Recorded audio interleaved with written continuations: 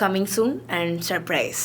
Cinema എന്ന് പറയുന്നത് നമുക്ക് എപ്പോഴും ചാൻസസ് കിട്ടണം എന്ന് ഉറപ്പുള്ളൊരു മേഖലയല്ല. അല്ല, അംഗീകരിക്കുന്ന ഒരു സമയം വരുമായിരിക്കും. സോ നമ്മൾ എപ്പോഴും ലേണിംഗിൽ ഇരിക്കുക, അല്ലാതെ ഇപ്പൊ മറിച്ച് കളയാന്ന് പറഞ്ഞു കഴിഞ്ഞാൽ പറ്റത്തില്ല.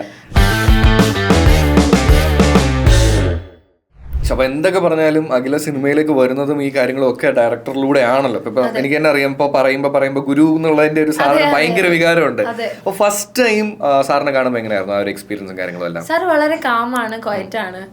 സാർ ഞങ്ങൾ ചിരിച്ചോണ്ടേ സംസാരിക്കത്തുള്ളൂ. ഇതുവരെ ഞങ്ങൾ ചീത്തയെ വിളിച്ചിട്ടില്ല. അല്ല, ഞാൻ ഇത് പറയല്ലോ, ചില ചിരിച്ചോണ്ട് ചീത്ത വിളിക്കാൻ അറിയാവുന്ന അങ്ങനെ വർക്ക് പ്രഷർ ഉണ്ടാകുമ്പോ ചിലപ്പം പറയാറുണ്ട് ഇത് ശരിയായില്ല എന്നൊക്കെ പറയാറുണ്ടെങ്കിൽ പോലും ഇന്നേ വരെ തെറി പറഞ്ഞിട്ടില്ല. അങ്ങനെ ഒരു ഇതുണ്ട്. പക്ഷെ ബാക്കി സിറ്റുവേഷൻ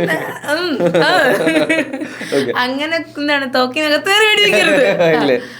സിറ്റുവേഷൻസ് ചിലതൊക്കെ ചിലപ്പോൾ വരാം, തെറ്റുകൾ സംഭവിക്കാം, അത് സാഹചര്യം കൊണ്ടും. പിന്നെ ഈ പറയുന്ന ടൈറ്റ് ഷെഡ്യൂൾ ആയിരിക്കൂലേ നമുക്ക്. ഈ വർക്ക് പ്രഷർ എന്ന് പറഞ്ഞാൽ ഈ തലയിൽ ഇങ്ങനെ ഓടുന്നു, എന്താ പറയാ, അങ്ങനെ ഒരു സംഭവം ഉണ്ടാവും. മൊത്തം ഈ സമയത്ത് തീർക്കണം, ഈ കാര്യങ്ങളെല്ലാം ഇങ്ങനെ തന്നെ പോണം. അതെ. അപ്പോഴൊക്കെ എന്തെങ്കിലും പറയുമെങ്കിൽ പോലും അങ്ങനെ പുള്ളി അങ്ങനെ ഒന്നും പറയില്ല. പുള്ളി ഇങ്ങനെ ചിരിച്ചുകൊണ്ടൊക്കെ ഇരിക്കും.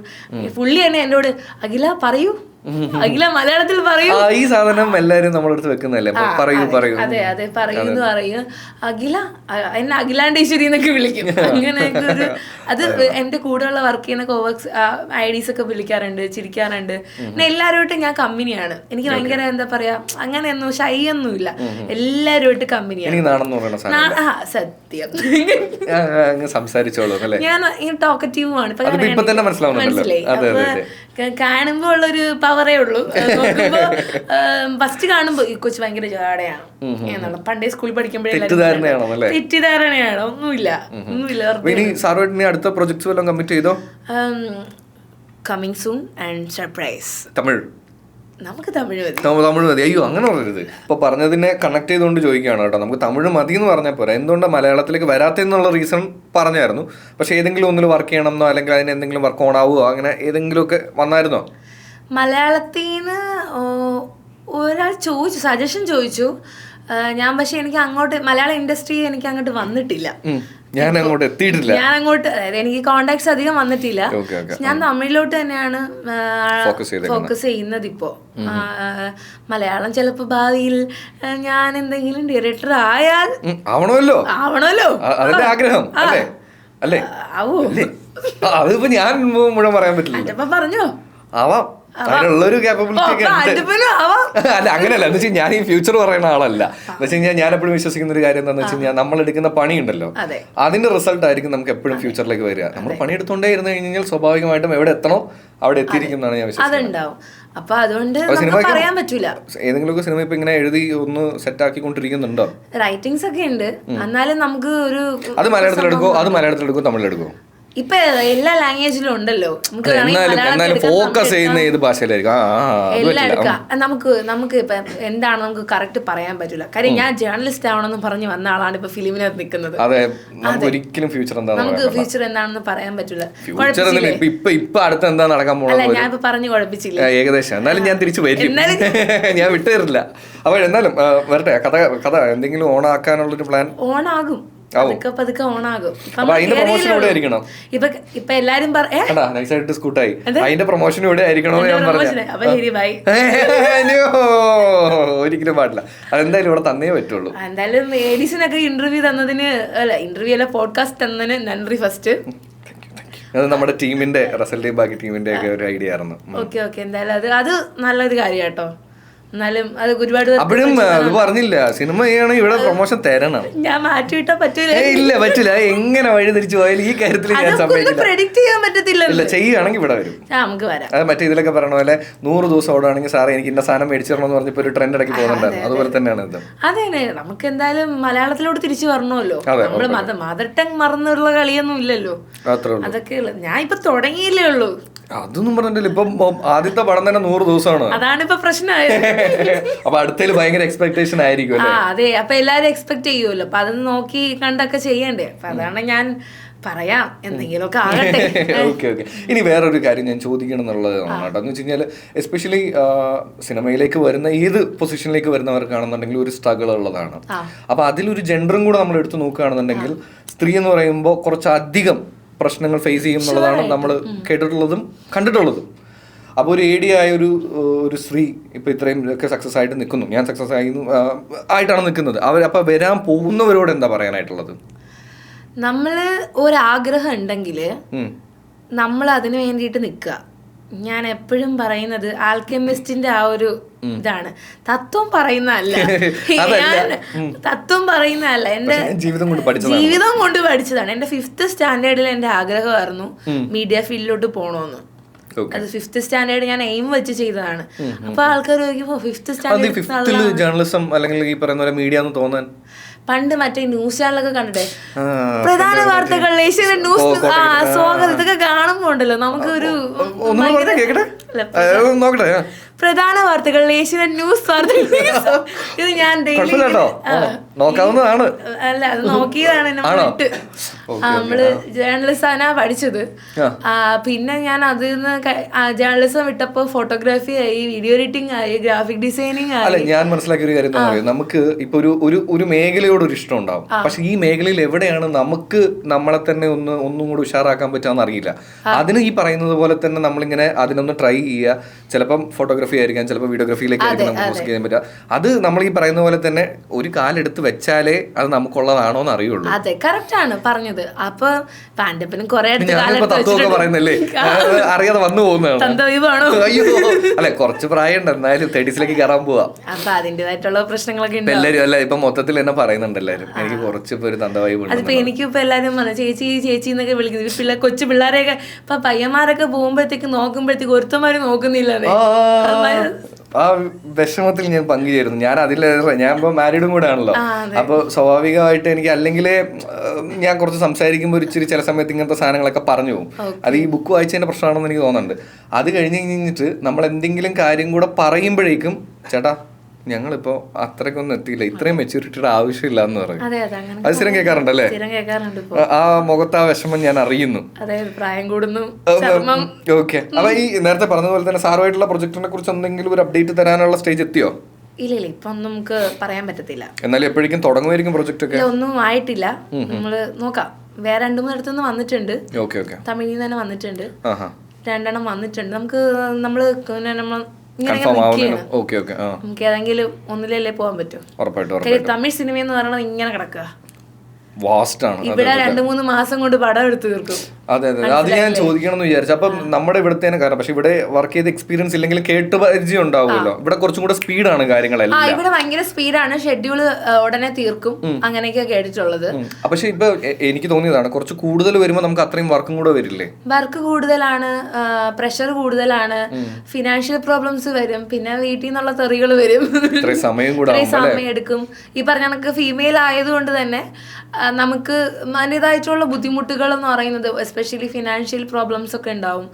നമ്മൾ വേറൊരു സ്ഥലത്ത് പോയി നിൽക്കുമ്പോൾ ഫുഡിന്റെ ഇഷ്യൂ ഒക്കെ ഉണ്ടാവും, ഹെൽത്ത് ഇഷ്യൂസ് ഉണ്ടാവും, അങ്ങനെ കുറെ പ്രോബ്ലംസ് ഉണ്ടാവും. അത് സ്വാഭാവികം. പക്ഷെ വേറെ തരത്തിലുള്ള പ്രോബ്ലംസ് ഒന്നും എനിക്ക് ഉണ്ടായിട്ടില്ല. ഈ പറയുന്ന കണക്ക് പുറത്ത് പറയുന്ന കുറെ കാര്യങ്ങളായിട്ട് ഞാൻ വളരെ കംഫർട്ടബിൾ ആയിട്ടാണ് അവിടെ വർക്ക് ചെയ്തത്. കാര്യം ഒന്നാമത്തെ കാര്യം ഞാൻ പറഞ്ഞില്ലേ, ആണായിട്ടാണ് അവരെല്ലാരും എന്നെ കണ്ടത്. അതെനിക്ക് വളരെ പോസിറ്റീവ് ആയിട്ടുള്ള ഒരു ഇതാണ്. നമ്മളെ അനുസരിച്ചിരിക്കും, നമ്മുടെ ബിഹേവിയർ അനുസരിച്ചിരിക്കും. അതിപ്പോ നമ്മുടെ ഏത് സിറ്റുവേഷനായിരിക്കും. ഞാൻ സ്ട്രേഞ്ചർ ആണെങ്കിലും മിണ്ടും. പാൻഡപ്പനെ ഞാൻ ഇപ്പഴാ കാണുന്നത്. ഒരിക്കലും തോന്നൂല, എനിക്ക് കാണാൻ ആർക്കും തോന്നുന്നു എനിക്ക് തോന്നുന്നില്ല. ഇപ്പോഴാണ് ഞാൻ കാണുന്നത്. പക്ഷെ ഞാൻ വളരെ എനിക്കിപ്പോ അങ്ങനെ പോഡ്കാസ്റ്റ് ആയതുകൊണ്ടല്ല, ഞാൻ വളരെ അങ്ങനെ പറയല്ലേ, പോഡ്കാസ്റ്റ് ആയതുകൊണ്ടും കൂടെ ആണെന്ന് പറഞ്ഞേക്ക്. ഈ പോഡ്കാസ്റ്റ് ആയതുകൊണ്ടാണ്. ഓക്കെ, എനിക്ക് പിന്നെ അത് പാൻഡപ്പൻ ഒരു ഇരിക്കട്ടെ. അതെ, പേര് കൊള്ളാം കേട്ടോ, ആൻഡപ്പൻ. അയ്യോ, അതിന്റെ ശരിക്കും അത് ഞാൻ ആർജയിലേക്ക് കയറിയപ്പോ എനിക്ക് തന്ന പേരാ. അതായത് ആൻഡപ്പൻ ഒരു മലയാളി പേരാണ്, അതിന്റെ ഇംഗ്ലീഷ് ആണ് ആൻഡ്രൂസ്. അതിന്റെ മാമോദിസ പേര് അങ്ങനെ കിടക്കുന്ന ഒരു സാധനമാണ്. അപ്പം ആർജിയിലേക്ക് വന്നപ്പം എന്നോട് പറഞ്ഞത് ആൻഡ്രൂസിന് ഇടുമ്പോൾ ഭയങ്കര മറ്റേ ഒരു എന്താ പറയുക, ഇപ്പൊ ആർക്കും അങ്ങനെ തോന്നൂല, എന്ത് വേറെ എന്തോ ആണെന്നുള്ളൊരു ഫീൽ വരും, കുറച്ചും കൂടി ഒരു നമുക്കൊന്ന് മലയാളി വൽക്കരിക്കാം, ലോക്കലാക്കാം എന്ന് പറഞ്ഞിട്ട് എന്നെ ആക്കിയതാണ് ആൻഡപ്പനിലേക്ക്. തീർച്ചയാണ് എന്നെ ആൻഡപ്പനിലേക്ക് കൊണ്ടുവന്നത്. പിന്നെ സത്യം പറഞ്ഞു കഴിഞ്ഞാൽ എന്റെ ശരിക്കുള്ള പേര് അതല്ല കേട്ടോ, അത് വേറെയാണ്, പുറത്ത് പറയാൻ പാടില്ല. പിന്നെ പറഞ്ഞു കഴിഞ്ഞാൽ പിന്നെ പോയില്ലേ. അപ്പൊ അത് പിന്നെ നോക്കുമ്പോ എല്ലാവരും എന്നെ ആൻഡപ്പനാ വിളിക്കുന്നത്. പിന്നെ ഞാൻ വിചാരിച്ചു എന്തിനാ വെറുതെ തിരുത്താൻ പോണെന്ന് വിചാരിച്ചു. പിന്നെ അതങ്ങനെ ആദ്യമായിട്ട് ഒരാള് പറയണത് നല്ലതാണെന്ന്, എല്ലാരും പറയണ കുറച്ച് തന്ത വൈബുള്ള പേരാന്ന് പറയും. ആണല്ലേ, അങ്ങനെ കുഞ്ഞിക്കുന്ന് ഞാൻ വേറെ ചിന്തിച്ചു. Okay okay. അപ്പൊ ഇനി ഇതിന് മുമ്പ് ചോദിക്കണം എന്ന് വിചാരിച്ചിട്ടുണ്ടായിരുന്നു കേട്ടോ, ഇൻ ബിറ്റ്വീൻ ചോദിക്കണം എന്ന് വിചാരിച്ച, ഈ അസിസ്റ്റന്റ് ഡയറക്ടറിലേക്ക് കയറുന്നതിന് മുമ്പായിട്ട് ഷോർട്ട് ഫിലിംസോ കാര്യങ്ങൾ അങ്ങനെ ചെയ്തു വരുന്നവർ ഒരുപാട് പേരുണ്ടല്ലോ, ചെയ്തിട്ടുണ്ടോ? ഞാൻ ഷോർട്ട് ഫിലിം ചെയ്തിട്ടുണ്ട്. എനിക്ക് ഒരു ഫ്രണ്ട് ഉണ്ടായിരുന്നു അഖിൽ, ഞാൻ ആർച്ചറി ആയിരുന്നു, സ്പോർട്സിൽ അമ്പമില്ലേ, അപ്പൊ അതില് യൂണിവേഴ്സിറ്റി തലത്തിലൊക്കെ മത്സരിച്ചിട്ടുണ്ട്, നാഷണൽ പോയ ആളാണ് ഞാൻ. സ്പോർട്സിൽ വലിയ ആളാവുന്നാണ് എല്ലാരും വിചാരിച്ചത്, എന്റെ വീട്ടുകാരുൾപ്പെടെ. പക്ഷെ അത് കുറച്ച് പണിയുള്ള പരിപാടിയാണ്. ഞാൻ ഒരിക്കലും ഇങ്ങനെ ട്രൈ ചെയ്തിട്ടുണ്ട്, അപ്പൊ തന്നെ എനിക്ക് മനസ്സിലായി വിചാരിക്കണ പോലെ ഷോൾഡർ ഇപ്പോഴും വേദന ഉണ്ട് ഇപ്പോ, ആ ഒരു ഇത്. അപ്പൊ അത് ആർച്ചറി യൂണിവേഴ്സിറ്റി തലത്തിൽ തന്നെ 2 വട്ടം നാഷണൽ കളിച്ചു, 3-4 സ്റ്റേറ്റ് കളിച്ചു ഒക്കെ ആയിരുന്നു. ചില്ലറക്കാരിയല്ല. അതെ അതെ, അമ്പും വലിയമായിരുന്നു. അപ്പൊ അതുകൊണ്ട് തന്നെ കൊല്ലണോ? വേണ്ട വേണ്ട വേണ്ട, ഞാൻ ഇനി ആവശ്യം വരികയാണെങ്കിൽ വിളിക്കാം. വീട്ടിലുണ്ട്, വീട്ടിലിരിപ്പുണ്ട്. ആണോ? സാധനം ഇരിപ്പുണ്ട്. പക്ഷെ നല്ല കാണുന്ന പോലെയല്ല, നല്ല സീനാണ്, കോൺസെൻട്രേഷനും എല്ലാം വേണ്ടതാണ്. ഈ ബാലൻസിങ് വലിയൊരു വിഷയല്ലേ? കണ്ണും കണ്ടൂടാ. ശരിയാണല്ലോ. അപ്പൊ യൂസ് ചെയ്യാലോ. ഞാൻ കണ്ണാടി വെച്ചിട്ട് തന്നെയാ ചെയ്യുന്നത്. ഞാൻ ഇന്ത്യൻ പോയാ ചെയ്തോണ്ടിരുന്നത്. റീകർവ് കോമ്പൗണ്ട് അങ്ങനെ 2-3 ഇതൊക്കെ എനിക്ക് അറിയാവുന്നതുകൊണ്ട് പിന്നെ പറഞ്ഞ എനിക്ക് മനസ്സിലാവുമല്ലോ. എത്ര പേർക്ക്. അപ്പൊ അതില് അഖിൽ എന്ന് പറഞ്ഞൊരു ചേട്ടനുണ്ട്, എന്റെ ഒരു ഫ്രണ്ടാണ്. പുള്ളിക്കാരൻ പ്രൊഡ്യൂസ് ചെയ്ത്, ഞാനും പുള്ളിക്കാരൻ ഐഡിയ തന്നു, ഞാൻ റൈറ്റ് ചെയ്തു. സ്റ്റോറി ഇങ്ങനെ ഒരു ഐഡിയ ഉണ്ടടാ, നമുക്കത് ചെയ്താലോ എന്ന് പറഞ്ഞിട്ട് ചെയ്തിട്ട് ഞങ്ങൾ ഇന്ത്യൻ റെയിൽവേക്ക് വേണ്ടിയിട്ട് ഒരു ഷോർട്ട് ഫിലിം ചെയ്തിട്ടുണ്ട്. അതില് പുള്ളി അഭിനയിച്ചു, എന്റെ അനിയൻ, എല്ലായിടത്തും അനിയൻ ഉണ്ടാവും, അഭിനയിച്ചു, എല്ലായിടത്തും ഉണ്ടെന്നേ, ഇവിടെ ഉണ്ട്. അപ്പൊ അഭിനയിച്ചു, അങ്ങനെയൊക്കെ ചെയ്തിട്ട് അത് ഇന്ത്യൻ റെയിൽവേയില് ഫ്രീ കോസ്റ്റില്, അതായത് ഫ്രീ ആയിട്ട് നമുക്ക് ചെയ്യാനുള്ള അവസരം തന്നു. ട്രെയിൻ ഒരു 3-4 മണിക്കൂർ അവിടെ ഇട്ടു, നമുക്ക് ചെയ്യാനുള്ള. കൊച്ചുവേളിയിലായിരുന്നു ചെയ്തു. അവിടുത്തെ LED സ്ക്രീൻ ഇല്ലേ, അവിടെ ഇങ്ങനെ പ്ലേസ് ചെയ്തു. കേരളത്തിലുള്ള എല്ലാ പ്ലേസും പ്ലേസ് ചെയ്തു. അതൊക്കെ ഒരു ഭയങ്കര സംഭവം തന്നെ. അത് ഞാൻ അന്ന് ആ സമയത്ത് എനിക്ക് 19 വയസ്സ് 20 വയസ്സേ ഉള്ളൂ, കോളേജ് സമയത്തായിരുന്നു. അത് കഴിഞ്ഞിട്ട് 21, ആ ഒരു സമയം, നമ്മൾ കോളേജ് കഴിയുന്ന ഒരു സമയം. അപ്പൊ അല്ലാണ്ട് കോളേജിൽ ചെറിയ ഡോക്യുമെന്ററി ചെയ്തിട്ടുണ്ട്. പിന്നെ അല്ലാണ്ട് ഷംനാസ് എന്നൊക്കെ പറഞ്ഞൊരു പയ്യനുണ്ട്, അവനെല്ലാം കൂടെ ചേർന്നിട്ട് നമ്മൾ ഇങ്ങനെ ഷോർട്ട് ഫിലിംസ് ഒക്കെ ചെയ്തിട്ടുണ്ട്. അതിൽ ഡയറക്റ്റ് ചെയ്യണ ഒരു സ്റ്റോറിയൊക്കെ കൊണ്ടുവന്നിട്ട് ഈ കോവിഡ് സമയത്തൊക്കെ ഡയറക്റ്റ് ചെയ്തിട്ടുണ്ട്. അങ്ങനെ കുറച്ച് ചെയ്തിട്ടുണ്ട്. പക്ഷെ ഇതൊന്നും ഞാൻ അങ്ങനെ വലുതായിട്ട് ഇത് കാണിച്ചിട്ടൊന്നും ഇല്ല. പക്ഷെ ഇതൊക്കെ ചോദിക്കാനുള്ള വേറെ റീസൺ കൂടെ ഉണ്ട്. കാര്യം എന്താണെന്ന് വെച്ച് കഴിഞ്ഞാൽ ഇപ്പൊ ഞാൻ അതാ നേരത്തെ ചോദിച്ചത്, ഇപ്പം AD ആവണമെന്ന് ആഗ്രഹമുള്ളവരുണ്ടല്ലോ, അപ്പൊ ഒരു ഡയറക്ടറിനെ അപ്രോച്ച് ചെയ്യുന്ന സമയത്ത് എന്തൊക്കെയായിരിക്കും നമുക്ക് ഷോക്കേസ് ചെയ്യാനായിട്ട് പറ്റുക? കാരണം അതൊക്കെ ഒരു സംശയമുള്ള കാര്യം. ഇപ്പം ഞങ്ങൾക്കൊക്കെ ആണെന്നുണ്ടെങ്കിൽ ഇപ്പൊ RJയിലേക്ക് വരുന്ന സമയത്ത് എല്ലാവർക്കും ഉള്ള സംശയം എന്താണ് ഇത് ചെയ്യാനായിട്ട്, അതായത് ഒരു ഇന്റർവ്യൂ വരുമ്പോൾ നമ്മൾ എന്താ പ്രസന്റ് ചെയ്യേണ്ടത് എന്നൊക്കെ ഒരു സംശയം. കാരണം ഈ ജോലിയെ കുറിച്ചൊന്നും നമുക്ക് അങ്ങനെ ഒരു ഡീറ്റെയിലിങ്ങോ അല്ലെങ്കിൽ ഈ പറയുന്ന പോലെ തന്നെ ഈ എഡ്യൂക്കേഷന്റെ ഈ സമയത്തൊന്നും പറഞ്ഞു തരലൊന്നും ഉണ്ടാവില്ലല്ലോ. അപ്പൊ എന്തൊക്കെയാണ് അവിടെ നമ്മൾ ശ്രദ്ധിക്കേണ്ടതായിട്ടുള്ള ഒരു കാര്യം? ഇപ്പൊ ഞാനിപ്പോ എന്റെ ഒരു കേസ് തന്നെ പറയാം. ഇപ്പൊ ഞാനിവിടെ ഷോർട്ട് ഫിലിം ചെയ്തു, 2-3 ഷോർട്ട് ഫിലിം എനിക്കുണ്ട്. ഓക്കെ, അതല്ലാണ്ട് ഞാൻ വീഡിയോ എഡിറ്റിംഗ്, അതായത് ഷോർട്ട് ഫിലിം വന്നപ്പോൾ എനിക്ക് വീഡിയോ എഡിറ്റിംഗ് അറിയില്ല. അപ്പൊ അത് എന്നെ വല്ലാണ്ട് ബാധിച്ചു. അപ്പൊ എനിക്ക് അത് 2-3 നേരം നമ്മളെ പറ്റിക്കുന്നുണ്ട്, രീതിക്ക് ആക്കും, മനസ്സിലായി. അപ്പൊ അതിൽ നിന്ന് നമ്മൾ പഠിക്കും. വീഡിയോ എഡിറ്റിംഗ് പഠിക്കണം, നമ്മൾ ചെയ്യേണ്ട ആവശ്യമാണ്. അപ്പൊ നമ്മളിപ്പോ മറ്റേ അൽഫോൺസ് പുത്രനൊക്കെ പറയുന്ന കണക്ക് അങ്ങനെ വീഡിയോ എഡിറ്റിംഗ് ചെയ്യുന്നുണ്ടല്ലോ, അതെനക്ക് വീഡിയോ എഡിറ്റിംഗ് ഞാൻ പഠിച്ചു. നമ്മൾ കോളേജിൽ നിന്ന് ബേസിക് സാധനങ്ങളെ കിട്ടത്തുള്ളൂ, അറിയാലോ. ബാക്കിയൊക്കെ എന്റെ യൂണിവേഴ്സിറ്റി യൂട്യൂബാണ്. ഞാൻ ഉടമി അങ്ങനെ കോഴ്സ് ഞാൻ പഠിച്ചിട്ടില്ല. എന്റെ യൂണിവേഴ്സിറ്റി യൂട്യൂബാണ്. അതിൽ ഞാൻ വീഡിയോ എഡിറ്റിംഗ് അതൊക്കെ പഠിച്ചിട്ട് ഞാൻ വീഡിയോ എഡിറ്റിംഗും കാര്യങ്ങളൊക്കെ പഠിച്ചു.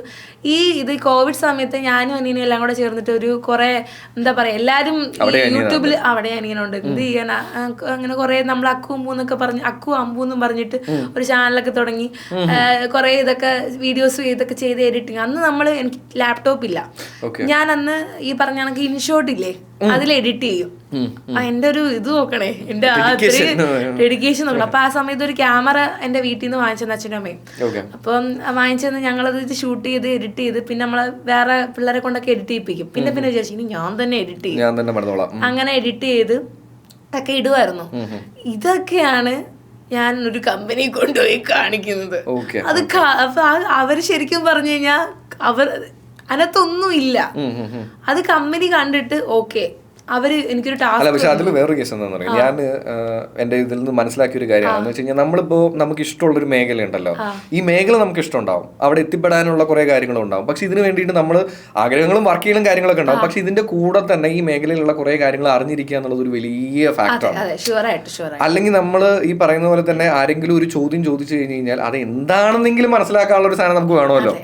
അപ്പൊ എനിക്ക് തോന്നുന്നു അതൊരു വലിയൊരു പോസിറ്റീവ് കാര്യമാണ്. അതെ, ഷുവറായിട്ട്. അപ്പൊ ഇത് ഒരു സംഭവമുണ്ട്. അപ്പൊ ആദ്യം എനിക്ക് ജോലി കിട്ടുന്നത് ചെന്നൈയിൽ ഒരു കമ്പനിയിലാണ്, ഒരു സ്കൂളിലാണ് കിട്ടുന്നത്. അതായത് അവിടുത്തെ തമിഴ്നാട് സ്കൂളെല്ലാം നോക്കുന്ന ഒരു ഡിസൈനറായിട്ട്. എനിക്ക് ഫോട്ടോഷോപ്പ് അറിയില്ല, അപ്പൊ അങ്ങനെയാണ് എനിക്ക് കിട്ടുന്നത്. എന്നിട്ട് എങ്ങനെ കിട്ടിയപ്പോ? ഞാൻ എന്താ പറയാ, ഞാൻ കൊറേ കോളേജിൽ ചെയ്ത കൊറേ വർക്കുകളുണ്ടല്ലോ, അതിങ്ങനെ കാണിച്ചു കൊടുത്തു. അത് കോളേജിൽ നമ്മൾ അവിടെ ഇവിടെയൊക്കെ വരച്ച് നമ്മളിങ്ങനെ പക്ഷെ എന്നാലും പോണ്ടിച്ചേരിയിൽ സെക്കൻഡ് റാങ്ക് ഉണ്ടായിരുന്നു കേട്ടോ. ഞാൻ പഠിക്കുന്നത് പഠിത്തത്തിന് ഞാൻ പഠിക്കുകയാണ്. എത്രയൊക്കെ സംസാരിച്ച് ഞാൻ അടിച്ചുപൊളിച്ച് നടന്നാലും ഈ കാര്യത്തിൽ അതുകൊണ്ട് തന്നെ കൂട്ടുകാർ പറയും നിന്നെ ഒന്നും കൂട്ടത്തിൽ കൂട്ടാൻ വിശ്വസിക്കാൻ തലേന്നിരുന്നങ്ങ് പഠിച്ചു കളയും. നമ്മൾ തലേ ദിവസത്തെ പഠിത്തമാണ്. പക്ഷെ അത് എങ്ങനെയുണ്ട്, എങ്ങനെയോ എനിക്ക് സെക്കൻഡ് ഒക്കെ കിട്ടി, സെക്കൻഡ് റാങ്ക് കിട്ടി. അപ്പൊ അതുകൊണ്ട് അതാ പ്രശ്നം. അപ്പൊ അങ്ങനെ ഒരു കാരണം എല്ലാ ആലമ്പത്തിനും ഉണ്ട്.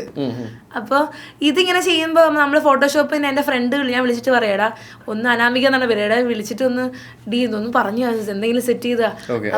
അപ്പൊ അവള് പറഞ്ഞു തരും. പിന്നെ അത് മനസ്സിലായി ഫോട്ടോഷോപ്പ് നല്ലോണം ഒന്നുകൂടെ പഠിക്കണം. അതായത് ബേസിക് അല്ലേ അറിയുള്ളൂ, കുറച്ചും കൂടെ ഡീറ്റെയിലിംഗ് ആയിട്ട് പഠിക്കാം. അവര് ഇന്നത് മാറ്റൂ അന്നത് മാറ്റൂ എന്നൊക്കെ പറയുമ്പോഴത്തേക്ക് അത് കുറച്ച് അങ്ങനെ ഞാൻ ഫോട്ടോഷോപ്പ് പഠിച്ചു. പിന്നെ എല്ലാ സോഫ്റ്റ്വെയറും പഠിച്ചു തുടങ്ങി. പിന്നെ എനിക്ക് സോഫ്റ്റ്വെയർ പഠിക്കാതെ ഒരു ജീവിതം ഇല്ലാന്ന് എനിക്ക് മനസ്സിലായി. സോഫ്റ്റ്വെയർ എല്ലാം പഠിച്ചതിന് ശേഷമാണ് അവിടെ നിന്ന് ഞാൻ വന്നു ട്രിവാൻഡ്രത്ത് സ്റ്റാർക്കിൽ ജോയിൻ ചെയ്യുന്നത്. അപ്പൊ ഇതിനിടയിൽ കുറെ സ്ട്രഗിളും കാര്യങ്ങളൊക്കെ വരും. അപ്പൊ എന്നെ ശരിക്കും അപ്പം ഇതിനിടയിൽ ആ എഡിറ്റിങ്ങിന്റെ കേസൊക്കെ അപ്പൊ എന്നെ ഒരു വാൾട്ടർ സാറുണ്ട്, എന്റെ ഒരു എന്താ പറയാ ഒരു സപ്പോർട്ടർ മെന്ററാണ് സാർ എന്നെ ഹെൽപ്പ് ചെയ്തു. സാറ് അങ്ങോട്ട് പോകാൻ പറഞ്ഞു നിന്റെ ഞാൻ ഇങ്ങനെ വഴിമുട്ടി നിൽക്കുകയാണ്, എങ്ങോട്ട് പോകണമെന്ന്. ഇപ്പോഴും വഴിമുട്ടിയൊക്കെ തന്നെയാണ് നിൽക്കുന്നത്, എന്നാലും അന്ന് കൂടുതലാണല്ലോ. അപ്പൊ അങ്ങനെ നിൽക്കുമ്പോൾ വീഡിയോ എഡിറ്ററായിട്ട് പോവാന്ന് വിചാരിച്ച് നിൽക്കുമ്പോഴാണ് ഇങ്ങനെ സ്റ്റാർക്കിൽ എനിക്ക് ജോയിൻ ചെയ്യാനായിട്ടുള്ള ഞാനിത് അയക്കുന്നു, കിട്ടുന്നു. അവിടെ ചെല്ലുമ്പോൾ അവരിതൊക്കെ കാണിച്ചപ്പോ പറയണം കണ്ടിട്ട് ചിരി വരുന്നവർക്ക്, പക്ഷെ എന്നാലും സാധനമുണ്ട്, ഹൊററൊക്കെ എന്തൊക്കെയോ ഉണ്ടെന്ന് ദീപു ചേട്ടൻ മനസ്സിലാക്കി, അവിടുത്തെ ആളാണ്, സാറാണ്, മനസ്സിലാക്കി. അപ്പൊ ഞാൻ സ്റ്റാർക്കിൽ വീഡിയോ എഡിറ്റിംഗ് ഒക്കെ ചെയ്തിരുന്നതാണ്. അപ്പം വീഡിയോ എഡിറ്റിംഗ്, മോഷൻ ഗ്രാഫിക്സ്, ഇടയ്ക്കിടയ്ക്ക് പോയി AD ആയിട്ട് പോയി വർക്ക് ചെയ്യും, സ്ക്രിപ്റ്റിംഗ് എല്ലാം അവിടെ പരിപാടിയുണ്ട്. അങ്ങനെ മൾട്ടിപ്പിൾ വർക്ക് ചെയ്യണം എന്നാണ് എന്റെ ഒരു അഭിപ്രായം കേട്ടോ, ഈ മീഡിയ ഫീൽഡിലോട്ട് വരികയാണെന്നുണ്ടെങ്കിൽ. അപ്പം RJ ആയിട്ട് മാത്രം ഞാൻ ഇതുവരെ വന്നില്ല കേട്ടോ. അല്ല, അപ്പൊ ഞാൻ അതിലോട്ട് വന്നിട്ടില്ല. പക്ഷെ ഞാൻ ഇങ്ങനെ സംസാരിച്ച് മറ്റേ ഇപ്പൊ റീഡിംഗ് എന്ന് പറഞ്ഞാൽ നമ്മളെല്ലാം ഞങ്ങൾക്ക് ഇപ്പോ RJ കയറിയാൽ പോലും ഞങ്ങൾ ജേർണലിസ്റ്റ് പോലെയാണോ കൺസിഡർ ചെയ്യാറുള്ളത്. ഏകദേശം ആ ഒരു ലൈനിലാണ്. അപ്പൊ അല്ല ഞാൻ പറഞ്ഞതെന്ന് വെച്ചാൽ അപ്പൊ ന്യൂസ് റീഡിംഗ് എന്ന് പറഞ്ഞിട്ടുള്ളതും ഏകദേശം ഇതിന്റെ വേറൊരു വേർഷൻ ആണെന്നുള്ളത്, ഒരു വീഡിയോ ജോക്കി എന്ന് വേണമെന്നുണ്ടെങ്കിൽ പറയാന്നുള്ളതാണ്. ഞാൻ കോളേജിൽ പഠിക്കുന്ന സമയത്ത് ഇന്റേൺ ആയിട്ട് ഞാൻ കൈരളിയിൽ വർക്ക് ചെയ്തിട്ടുണ്ട്. പിന്നീട് ഞാൻ ജേർണലിസം വേണ്ടാന്ന് വെച്ചു. വേണ്ടാന്ന് വെച്ചാൽ എനിക്ക് ആ ഒരു മേഖല അതല്ല, അങ്ങ് പോയി. പിന്നെ ഫോട്ടോഗ്രാഫി ഞാൻ ഇങ്ങനെ മാറി കളിച്ചോണ്ടിരുന്നു. അപ്പം അതുകൊണ്ട് കുറെ കാര്യങ്ങൾ അറിഞ്ഞു. കറക്റ്റ്. അപ്പൊ എല്ലാരും പറയും എങ്കിലും ഒന്നിന് ചവിട്ടി പിടിക്കാന്ന്. പക്ഷെ ഞാൻ എല്ലാത്തിലും ചവിട്ടി. അതുകൊണ്ട് ചിലപ്പോ ഞാൻ അതുകൊണ്ടായിരിക്കണം എവിടെയെങ്കിലും ഒക്കെ കൊണ്ട് എത്തിച്ചതായിരിക്കണം. അതാണ് ഞാൻ ഈ ആൽക്കെമിസ്റ്റിന്റെ ഉദാഹരണം പറഞ്ഞത്, പറഞ്ഞതല്ല, എന്റെ അവസ്ഥയാണ്. ചില സമയത്ത് നമുക്ക് മുമ്പ് കേൾക്കുമ്പോൾ ഇതൊന്നും ശരിയാണെന്ന് തോന്നൂല, പക്ഷെ ജീവിതം നമ്മളെ കൊണ്ട് ചിലപ്പോഴൊക്കെ ഇതൊക്കെ ശരിയാണ്. പിന്നെ ഞാനൊരു തന്തവൈബ് പിടിച്ചോ. പക്ഷെ ഞാൻ ഇതൊരു കാര്യം പറയാണ്ട് കേട്ടോ, ഇത് കാരണം ഇപ്പൊ വീഡിയോ എഡിറ്റിംഗ് അല്ലെങ്കിൽ ഗ്രാഫിക് ഡിസൈനിങ്, മോഷൻ ഗ്രാഫിക്, ഇതൊക്കെ കാരണം എനിക്കൊരു സൈഡ് ഇൻകം ഉണ്ടാക്കാൻ പറ്റി. മനസ്സിലായില്ലേ? ഇപ്പൊ AD ആയിട്ട് നമുക്ക് ഫസ്റ്റ് തുടങ്ങുമ്പോൾ നമുക്കൊരു എളുപ്പം അല്ലെങ്കിൽ വേറെ എന്തെങ്കിലും ഒരു ആവശ്യം വരുമ്പോൾ നമുക്കൊരു വരുമാനം നമ്മുടെ കയ്യിൽ അസറ്റ് ഉണ്ടാവില്ല, അത് വേറൊരു സ്ഥലത്ത് നിൽക്കുമ്പോൾ അല്ലേ. അപ്പൊ നമുക്ക് ഒരു സൈഡ് ഇൻകം ഉണ്ടാക്കാൻ ഫ്രീലാൻസ് വഴി എനിക്കിത് കിട്ടി. പേര് പറ്റിച്ചിട്ടും പോയി, അത് വേറെ കാര്യം. സ്വാഭാവികം, അതൊക്കെ ജീവിതമല്ലേ, കഥയല്ലേ ഇത്, ജീവിതം. അപ്പൊ അങ്ങനെയൊക്കെ ഉണ്ട്. അപ്പൊ ഈ സമയത്ത് ഇങ്ങനെയൊക്കെ നിൽക്കുമ്പോ തന്നെ എനിക്ക് ഈ ഒരു ഇത് കാരണം എനിക്ക് സ്വന്തമായിട്ടൊരു സ്റ്റാർട്ടപ്പ് ചെയ്യാനും പറ്റി. ഞാൻ ഒരു സ്റ്റാർട്ടപ്പും ചെയ്യുന്നുണ്ട്, ഓൾറെഡി ചെയ്തു കുറെ നാളായി. ഇപ്പോ ഇത് തന്നെ വീഡിയോ എഡിറ്റ് നമുക്ക് തിങ്കബ് എന്ന് പറഞ്ഞ് ഡിജിറ്റൽ മാർക്കറ്റിംഗ് സ്റ്റുഡൻസിനെ പഠിപ്പിക്കുന്ന ഒരു കമ്പനി ആറ്റിങ്ങിൽ ഓൾറെഡി ഉണ്ട്. പിള്ളേരെയൊക്കെ പഠിപ്പിക്കുന്നുണ്ട്, നമ്മളൊരു ഫ്രണ്ട്സ് ചേർന്നിട്ടാണ്. അതല്ലാണ്ട് അരിബാഗ്രാഫിക് എന്ന് പറഞ്ഞൊരു അഡ്വർടൈസിങ് ഫേമും ഉണ്ട്. സോ നമ്മൾ ഇടയ്ക്കിടയ്ക്ക് എന്റെ ഇൻസ്റ്റാഗ്രാമിലൊക്കെ കയറി പോയി നോക്കി കാണാം, നമ്മള് വീഡിയോയും ചെയ്തു കൊടുക്കും, തിയേറ്റർ ആഡൊക്കെ ചെയ്തു കൊടുക്കും, എഡിറ്റ് ചെയ്യുക, അങ്ങനെ സൈഡ് ഇൻകം അത് എനിക്ക് ഉണ്ടാക്കാം. അതായത് അത് ഈ കഴിഞ്ഞ ദിവസം ഞങ്ങൾ നമ്മുടെ ഒരു പോഡ്കാസ്റ്റിൽ ഉണ്ടായപ്പോഴും പറഞ്ഞതാണ് കേട്ടോ. എന്ന് വെച്ച് കഴിഞ്ഞാൽ സിനിമ എന്ന് പറയുന്നത് നമുക്ക് എപ്പോഴും ചാൻസസ് കിട്ടണം എന്ന് ഉറപ്പുള്ള ഒരു മേഖലയല്ല. അപ്പൊ ഇതുപോലെ എന്തെങ്കിലും ഒന്ന് നമ്മൾ സൈഡായിട്ട് ഒരു ഇൻകം വെച്ചില്ലെങ്കിൽ ക്രൂഷ്യലാണ്. ഇപ്പൊ ഈ ഒരു പടം കഴിഞ്ഞ് പെട്ടെന്ന് ഞാൻ എന്റെ നെറ്റ്ഫ്ലിക്സിൽ ഇറങ്ങുന്നത് വരെ എനിക്കവിടെ വർക്ക് ഉണ്ടായിരുന്നു. അതായത് പ്രീ പ്രൊഡക്ഷൻ പോസ്റ്റ് പ്രൊഡക്ഷൻ കഴിഞ്ഞ് മറ്റേ OTTയുടെ വർക്ക് വരെ എനിക്ക് ഉണ്ടായിരുന്നു ഫുൾ. അതുകൊണ്ടാണ് എനിക്ക് ഇത്രയും ഒരു കോൺഫിഡന്റ് അതിൽ വന്നത്. അതായത് ഒരു ഇത്രയും എക്സ്പീരിയൻസ് അതിനകത്ത് കിട്ടിയത്. ഞാൻ ആ പടം എന്ന് പറഞ്ഞൊരു 3-4 പടം ചെയ്തതിന്റെ ഒരു എഫക്റ്റ് ആണ്, അതാണ് ഉണ്ടായത് ശരിക്കും പറഞ്ഞു കഴിഞ്ഞാൽ. സോ അതുകൊണ്ട് ഇവിടെ ഇരിക്കാനുള്ള ഒരു കോൺഫിഡൻസ് ചെറുതായിട്ടെങ്കിലും സംഭവം ഉണ്ടായിട്ടുണ്ട്. അപ്പം ആ ഒരു ഇതിൽ ഞാൻ കോൺഫിഡൻസ് ഇല്ലായ്മയായിരുന്നു ആദ്യം മറ്റേ ഇന്റർവ്യൂസിന് വിളിച്ചിട്ടും പോവാതിരുന്നത്. ഇല്ല, ആ സമയത്ത് ഞാൻ സ്റ്റാർക്കിൽ കയറിയതേ ഉള്ളൂ, 2-3 months ഉള്ളൂ. പിന്നെ ഇന്ന് വിളിച്ചിട്ട് നാളെ വരാൻ പറഞ്ഞു കഴിഞ്ഞാൽ വീട്ടുകാർ തല്ലിക്കൊല്ലും. ഇതിനും വിട്ടില്ല. പക്ഷേ ഇപ്പൊ അവർ അക്സെപ്റ്റ് ചെയ്തു, ഇവളെ പറഞ്ഞിട്ട് കാര്യമില്ല എന്നുള്ള ഒരു ഇതായി. പിന്നെ അവർക്ക് എല്ലാവർക്കും ഒരു സംശയം എന്ന് പറയുന്നത് നമ്മള് എന്തെങ്കിലും ഒരു സക്സസ് കാണിക്കുന്നത് വരേക്കും ഒരു സംശയം ഉണ്ടാവുമല്ലോ. എന്ന് വെച്ച് കഴിഞ്ഞാൽ എന്തിനു പുറകിലാണോ പോണാവോ, വെറുതെ സമയം കളയാണോ തോന്നുന്നല്ലോ എന്നൊക്കെ വിചാരിക്കും. അത് മാത്രമല്ല, അച്ഛനും അമ്മയ്ക്കും എപ്പോഴും നമ്മള് കൊച്ചുകുട്ടിയാണ്, ഉറപ്പായിട്ടും. അതിനിപ്പോ എത്ര കാലം കഴിഞ്ഞാലും പിന്നെ ഒരു പെൺകുട്ടിയും കൂടെ ആണ്, അതിന്റെ ഒരു വിഷമമൊക്കെ അവർക്കും ഉണ്ടാവും. അപ്പൊ ഇത്ര അറിയാത്ത അടുത്ത് പോയി നിൽക്കുക എന്നെങ്കിലൊക്കെ പറ്റും, അത് സിനിമയാണ് എന്നൊക്കെ ഉള്ള പേടി ഇപ്പോഴും ഉണ്ട്. അങ്ങനെയൊന്നുമില്ല, എനിക്ക് അങ്ങനത്തെ ഒരു പ്രശ്നങ്ങളൊന്നും, അതാണ് ഞാൻ എടുത്ത് തന്നെ പറഞ്ഞത്. അത് ഓരോരുത്തരെ ഡിപ്പെൻഡ് ചെയ്തിരിക്കും. ഇപ്പൊ അതേ കണക്ക് തന്നെ നമ്മൾ ഇങ്ങനെ നിൽക്കുമ്പോൾ തന്നെ ഈ ഒരു സൈഡ് ഇൻകം എനിക്ക് ഉണ്ടാക്കാൻ പറ്റി എന്നുള്ളതാണ്. അപ്പൊ ഈ ഒരു ഇപ്പൊ ഈ തിങ്കപ്പ് ആണെങ്കിലും അരിബോഗ്രാഫിക് ആണെങ്കിലും ഞാൻ അവിടെ നിന്ന് തുടങ്ങുവാണ്. 2-3 years ആയി. അതല്ല, തിങ്കപ്പ് ഞങ്ങളൊരു ഫ്രണ്ട്സ് ഷെയർ ചെയ്ത് ചെയ്യുന്നതാണ്, അരിബോഗ്രാഫിക്കും അങ്ങനെ തന്നെയാണ്. അപ്പൊ അതിന്റെ ഒരു ഇത് കൊണ്ട് നമുക്ക് എന്താ യൂസ്, സൈഡ് ഇൻകം ഉണ്ട്. അത് എല്ലാരും ചെയ്യണം. ചിലപ്പം ആന്റപ്പനും അങ്ങനെ ഒരു കുറെ കാര്യങ്ങൾ നമുക്ക് മെയിൻ മാത്രമല്ല സൈഡ് ഇൻകം എന്തായാലും വേണം. അതിന് എന്നെ സഹായിച്ചെന്നാണ് സോഫ്റ്റ്വെയർ സ്കില്ല്. ഇപ്പൊ ഏഡീസിന് തന്നെ എല്ലാരും ചോദിക്കുന്നത് സോഫ്റ്റ്വെയർ സ്കില്ല് ഉണ്ടോ എന്നാണ് ചോദിക്കുന്നത്, മനസ്സിലായില്ലേ? ഈ സോഫ്റ്റ്വെയർ എല്ലാം ഞാൻ അവിടെ വർക്ക് ചെയ്യുന്നുണ്ടായിരുന്നു. ഇപ്പോഴാണെങ്കിലും എന്നെ അതുകൊണ്ടാണ് എൻഡ് വരയ്ക്കും നമ്മളെ പിടിച്ചിടുന്നത്, മനസ്സിലായില്ല? നമുക്കിപ്പോ എന്തെങ്കിലും ആവശ്യം സ്വാഭാവികമായിട്ടും ഡയറക്ടറിനാണെങ്കിലും ഒരു കോൺഫിഡൻസ്. അതെ, നമുക്ക് പെട്ടെന്ന് ഒരു ഡിസൈൻ ചെയ്ത് എടുക്കണമെന്നുണ്ടെങ്കിൽ നമുക്ക് ഡിസൈൻ ചെയ്ത് കൊടുക്കാൻ പറ്റും. എല്ലാം ചിലത് ചെയ്യാൻ പറ്റിയില്ലെങ്കിലും നമുക്ക് അത് ചെയ്യാം. അതില് കൊറേയൊക്കെ ഞാൻ ചെയ്തിട്ടുണ്ട്, മനസ്സിലായില്ലേ? അപ്പൊ അതൊക്കെ എനിക്കൊരു കോൺഫിഡന്റ് ഉണ്ടാക്കുമല്ലോ. അപ്പൊ നമുക്കിത് പഠിച്ചോണ്ടല്ലേ നമുക്ക് ഇത് ചെയ്യാൻ പറ്റും. പക്ഷെ എനിക്ക് തോന്നിയിട്ടുള്ള ഒരു കാര്യം നമ്മൾ നേരത്തെ പറഞ്ഞു, ചിലപ്പം ആ സമയത്ത് ഇതെല്ലാവരും നമുക്ക് കുറ്റം പറയും, പക്ഷെ അത് നമുക്ക് എപ്പോഴും യൂസ്ഫുൾ ആവുക എന്നുള്ളത് ജീവിതമേ നമ്മുടെ മുമ്പിൽ അംഗീകരിക്കുന്ന ഒരു സമയം വരുമായിരിക്കും, ഉറപ്പായിട്ടും വരും. അത് പണിയെടുക്കുന്നവന്. അതെ അതെ. അല്ലാത്തവര് മറ്റേ ഈ ചിലരിൽ കണ്ടിട്ടുണ്ട്, ചിലര് സ്വപ്നം ഒരുപാടുണ്ടാവും, പക്ഷെ അതിനുവേണ്ടി ആ ഒരു രീതിയിലുള്ള ഒരു വർക്കും കാര്യങ്ങളൊന്നും ചെയ്യാതിരുന്നിട്ട് സ്വപ്നം കണ്ടതുകൊണ്ട് കാര്യമില്ലല്ലോ. അതെ, സ്വപ്നങ്ങൾക്കെല്ലാം നല്ല വിലയുണ്ട്, പണിയെടുക്കണം. ഇനി നമുക്കൊരു റാപ്പിഡ് റൗണ്ടിലേക്ക് പോയാലോ? ചുമ്മാ ഒരു 5 ചോദ്യങ്ങളേ ഉള്ളൂ. അതായത് ഏത് ആക്ടറിന്റെ കൂടെയാണ് വർക്ക് ചെയ്യണം എന്ന് ഭയങ്കര ആഗ്രഹം? ഇനി സൂര്യ. വൈ? എനിക്ക് കൊച്ചിലെ ഭയങ്കര ഇഷ്ടമാണ്. അതിൽ എനിക്ക് ഇന്ന റീസൺ ഒന്നും പറയാനില്ല. ഓക്കെ, ഇനി വേറൊരു കാര്യം, സാറല്ലാതെ, അതായത് ഇപ്പോൾ വർക്ക് ചെയ്ത സാറല്ലാതെ ഏത് ഡയറക്ടറിന്റെ കൂടെയാണ് വർക്ക് ചെയ്യണം? കാരണം പുള്ളിക്കാരൻ്റെ ഒരു സ്റ്റൈലും കാര്യങ്ങളും സിനിമകളും ഒക്കെ കണ്ടിട്ട് ഭയങ്കര ഇൻസ്പയർഡ് ആയിട്ടിരിക്കുകയാണ്, അഡ്മയർ ചെയ്തിരിക്കുകയാണ്. അങ്ങനെ ഒരു ഡയറക്ടറിന്റെ AD ആയിട്ട് വർക്ക് ചെയ്യണം എന്ന് ആഗ്രഹമുള്ളൊരു പറ്റിയ ജെയിംസ് കാമറൂണിന്റെ കൂടെ ഇവിടെ ഒന്നും പറ്റില്ല, അങ്ങനെ പറ്റത്തില്ല. എനിക്ക് എന്റെ ഇന്ത്യയൊക്കെ എനിക്ക് ചെറുതാണ്, അങ്ങ് പോണം. സ്വപ്നം കാണുകയാണെങ്കിൽ നമുക്ക് എന്തിനാ ചെറുതായിട്ട് കാണണം അല്ലേ? ഓക്കെ. മലയാളത്തിലോ? മലയാളത്തിലാണെങ്കിലും പണി തന്നു ഞാൻ. എന്താ ഇങ്ങനെ മലയാളത്തിൽ ഒരു ഡയറക്ടറിനോട് വർക്ക് ചെയ്യണമെന്ന് ആഗ്രഹം ഉണ്ടെങ്കിൽ ആരുടെ ആയിരിക്കും? ഞാൻ അങ്ങനെ ഒന്നും ചിന്തിച്ചിട്ടില്ല. മലയാളത്തിൽ ഇത് നടനെ വെച്ചൊരു സിനിമ ചെയ്യും, അതായത് ഒരു ചാൻസ് വരികയാണ്. ശരിയാണ്, കഥാ ബേസിലൊക്കെ ആയിരിക്കാം, പക്ഷെ എന്നാലും ഇതൊരു സിറ്റുവേഷൻ ക്വസ്റ്റ്യൻ ആയിട്ട് എടുത്താൽ മതി.